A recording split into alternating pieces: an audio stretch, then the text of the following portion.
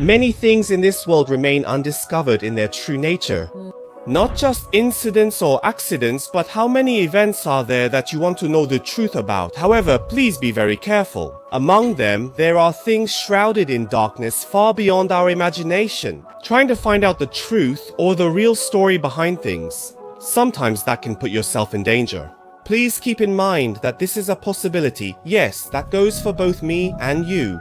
Ise City woman train disappearance. Around 11 p.m. on November 24, 1998, Noriko Tsujide, who lived in Ise City, Mie Prefecture.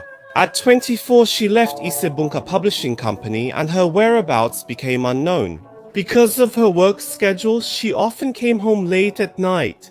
Her family didn't notice she hadn't come home the next morning, as it wasn't unusual, but the following day, her body was found. Given the situation, her family reported it to the police, realizing something was wrong. However, at first, the police judged that it was most likely a case of her running away from home on her own. The investigation into her disappearance was delayed by a month. That proved to be fatal. If the investigation had begun immediately, they could have learned much more, but much information vanished. There are many mysterious aspects to her disappearance, and it also became clear that there is a person, X, who is believed to know something about her whereabouts. Eku said, "If I'm found not guilty, I'll reveal everything about her." That's what he said about the case. Even now, more than 20 years after the war, he remains silent. There are various theories about her death. First, let's review this case's details chronologically. Over 20 years have passed since the incident. He still remains silent. He stayed busy traveling and taking photos. That day, he came back from a trip he enjoyed. The next day, on the 24th, she worked overtime until 11 p.m. The company president told her it was late and to go home, so she left the office. She got into her car, which she used for commuting, and went home. Meanwhile, at that time, her family who lived with her was concerned that she hadn't come home. Her job sometimes required late-night interviews. Since she had just come back to the country, her family assumed she was busy with work and didn't notice her absence. On the 25th, co-workers began discussing that she hadn't shown up. However, the company president knew that she had been working late the previous night, so he didn't try to contact her in the morning. That afternoon, one of her colleagues called her, but it only went to voicemail, and she didn't answer. People at the company started expressing concern about her. That evening, the Ise police station called her house, and her grandfather answered. Her car was found several hundred meters away from her workplace. They called because her car had been parked in the insurance company's lot for a long time and wanted it moved. My grandfather, who answered the phone, was at work. Her mother, who thought this was strange, contacted her workplace and found out that she hadn't shown up since the morning. Her mother and the company president immediately headed to the location where her car was found. When they arrived, she was nowhere to be found at the scene. There were several suspicious things about the car. First, it was parked diagonally, ignoring the parking lines. She was a very meticulous person. So, was she in such a hurry? Or is it possible that someone else was driving? And the car doors were locked. There were no signs of it being ransacked, but her wallet, notebook, and cell phone were inside. Her shoulder bag was gone, and a cigarette butt remained in the car's ashtray. She was not a smoker. Also, the car seat was pushed back. She always had a fixed seat, but it was moved to a position that didn't fit her size. Also, the passenger seat, which she rarely used, was reclined, and the car stereo was off. Regarding this, her family testified that she usually always left the car stereo on. Given the situation, her mother believed she was involved in an incident. She asked the police to investigate, but the police decided she was at home and did not proceed with the investigation. 3 days later, on November 27th, a phone call came to her home and her mother answered. He claimed to be from Kuroneko Yamato and said he had a package for her younger sister. However, he said he didn't know the address and wanted to deliver it directly, so he asked for her sister's address. The delivery company doesn't have the address. The suspicious mother said she'd call back and requested the caller's info, who replied it was Kuroneko Yamato. He said he was Yamaguchi from General Affairs and gave a 12-digit phone number, a 12-digit number. These numbers aren't used in Japan. About a month later, they finally realized how serious the case was. The prefectural police established an investigation headquarters and intensified their search for her. Of course, regarding the person who claimed to be Yamamoto from Kuroneko Yamato that I mentioned earlier, her parents informed the police, but it is unclear whether the police checked the phone records. However, as the investigation progressed, one person emerged as a suspect. That person is the suspect, X, a 33-year-old man at the time. She and X met through interviews, and according to testimony from her colleagues, she had a favorable impression of X. People are saying that, and police say she disappeared. It was revealed that there were 4 calls from X to her cell phone that day. Furthermore, she left the company. He met with her after 11 p.m. They had been together for about 3 months. There was a misunderstanding during the previous interview, and she went missing. Mr. Carrick said he wanted to apologize to her in person, so they met. And then Mr. X talked about these things during the police questioning. He decided to meet her after 11 p.m. that day during a phone call, met her at the insurance company's parking lot, had her get into his car, and talked for about 1 to 2 hours. After that, they moved a little away from the parking lot. He dropped her off on Kendo Street and doesn't know what she did after. Suddenly, he apologizes for something from 3 months ago.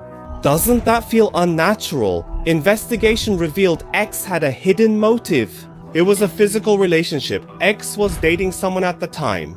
He had another girlfriend, but after a fight, X wanted to fool around. Did he understand that she had a favorable impression of him? He said he called her out under the pretense of apologizing about the interview. He also admitted in his statement that he achieved that goal. X said he didn't get into her car, but considering that he achieved his goal, he was left in the car. Am I the only one who thinks that when you consider the mysterious puzzle, some parts start to make sense? This X doesn't have a clear alibi, however. Likewise, there was neither decisive evidence nor eyewitness testimony. You could also say that the fact the investigation started a month late had a huge impact. There was no preservation of the crime scene at all. Even so, the police believe that X knows something about her. Believing there was a possibility, they thoroughly investigated X. Then, they discovered that X was a suspect in another case, separate from this one. That was when she disappeared.